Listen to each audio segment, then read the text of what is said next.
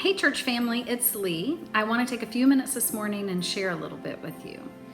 About 4 years ago, a little bit more than 4 years ago, I left a job that I loved and that I thought I would retire from, and I came to work here at FCC as your Discipleship and Connections Director, where I've worked alongside of our adults here. Well, that's nothing I would have ever planned for my life. I didn't plan that change, but God orchestrated the whole thing, and through this crazy sequence of events, and it's just been a beautiful experience. I wouldn't change it for anything. And from the time I became a staff member, I then thought that I'd retire from FCC many years from now. Well, I don't share this with a lot of people, and I don't like to talk about it too often because I don't want this to be what my life is about. But since I was a child, I've struggled with neck pain. I've suffered from neck pain. And in the last few years, it's progressed. It's gotten to the point where it affects my everyday life. It affects what I do. It affects what I don't do.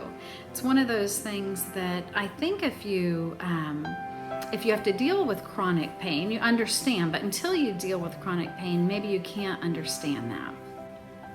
But because of this, I've come to a place where I had to make a decision to change my daily lifestyle, to hopefully get my body to a place where it can handle its weaknesses better.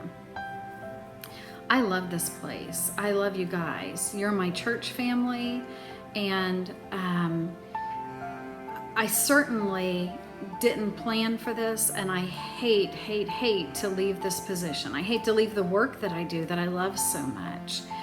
Because I truly enjoy it, it's that much more difficult for me, but I know that it's what I have to do. I know it's the right thing for me at the right time in my life. So often I tell other people what a loving church family you guys are. I talk about that so much. You love each other so well. I shared that with someone just this week. I shared it with someone even last week, and you've done that for me. I'm so grateful how well you've loved me.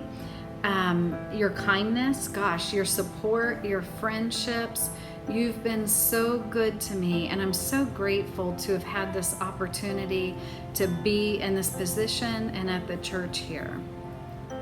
I know that God has a plan, not just for me and for my life, but I know He has a plan for you and for this church.